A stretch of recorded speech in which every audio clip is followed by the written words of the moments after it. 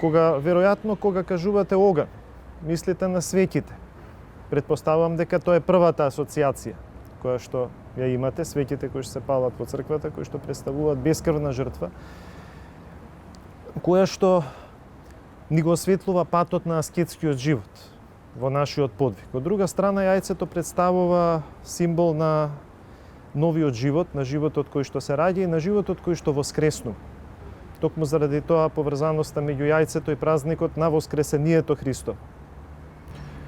Многу интересно го забележавте тоа. Воскресението што ние го празнуваме е воскресението на Богочовекот Христос, кој што станува човек и станувајќи човек ги повикува луѓето да станат богови по благодат.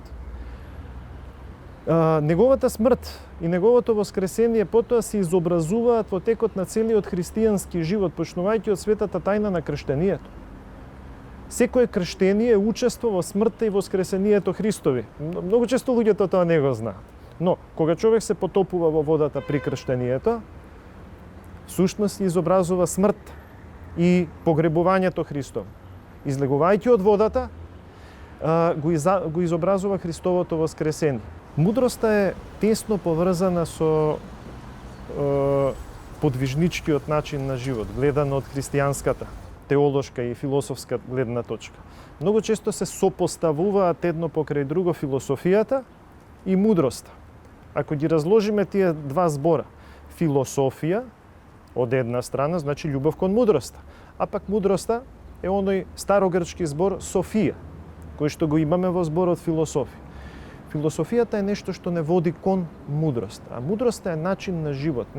Мудроста е не просто начин на философствување и разумно осознавање и осмислување на нештата, туку умствено, тоа е веќе едно друго ниво на спознание на вистината, на стварноста и на живењето. Тоа е она што ни го нуди христијанскиот подвиг, она што ни го нуди христијанскиот литургиски живот и она што ни го нуди во една општа човечка смисла искуството.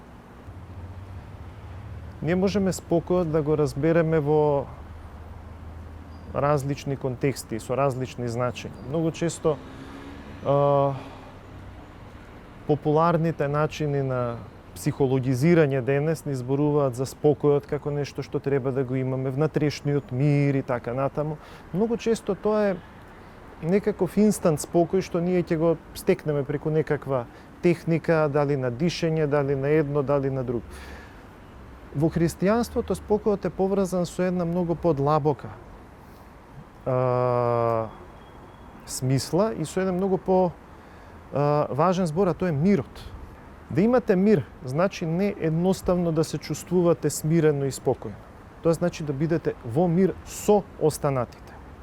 Ако се сетиме на двете големи заповеди за љубовта, кои што ни ги дава Христос, тоа е заповедта за љубовта кон Бога и за љубовта кон ближните.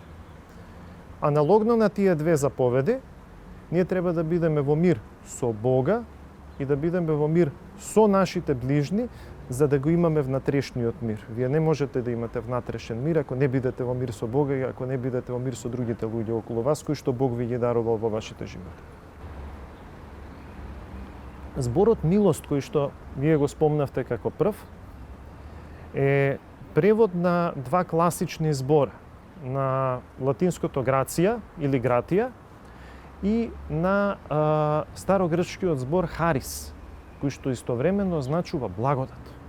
Кога ние зборуваме за милоста, ние имплицитно посочуваме кон благодата. Благодата не е човечка, само човечка особина или особина која што човек ја има по себе си. Тоа е нешто што ни доаѓа од Бога. Благодата ни доаѓа од Бога, за ние да можеме да бидеме согласни на благодата и нашите дела да бидат согласни на таа благодат и на сите оние дарови кои што Бог ни ги дава. Тогаш ние ќе бидеме милостиви и ќе бидеме милосрдни. Тоа значи дека милоста ќе се преточи во дела. Кога ние зборуваме за милосрдие, веќе зборуваме за милост или за благодат, која што поминува низ нашите животи и се преточува во конкретни дела. Црквата има двојна улога во историјата во која што ние живееме. Првото нешто што треба го разбереме дека црквата не е просто градба, или некоја човечка институција. Примарното, основното значење на зборот црква, тоа е заедницата на верните, возглавена од Христа. Заради тоа во Новиот Завет уште се користи за црквата еден израз, а тоа е телото Христово. Тоа тело Христово, тој богочовечки организам, како што многу учители и оци на црквата ќе ја именуваат, постои во времето и постои во просторот во кој што ние живееме. И улогата на црквата, така разбрана во просторот и во времето, е двојна. Двојна е во смисла дека таа постои во овој свет, но таа истовремено не е од овој свет, не потекнува. Својот идентитет не го црпи од светот во кој што живее. Што значи тоа? Тоа значи дека таа треба да е во постојан диалог со светот, со времето во кое што живее. Истовремено, таа никогаш нема да се идентификува целосно со времето, со тенденциите, со тековите, со модите на различните времења. Дали ова сега, дали тоа пред 100 или тоа пред 1000 или 2000 години. Таа секогаш ќе биде тука за да го преобрази времето. И што е најважно, да му даде смисла на времето и на оние нешта што ги правиме во времето и во историјата. Тоа е главниот призив и тоа е главната улога на црквата. Заради тоа што црквата не е тука едноставно за да биде некаков символ, да има некакво чисто символичко присуство. Туку е тука да преобрази се што Бог ни дал како создание, а времето е едно од созданијата Божи. Веројатно сите заедно. Се уште се немаме договорено, но најверојатно ќе бидеме сите заедно.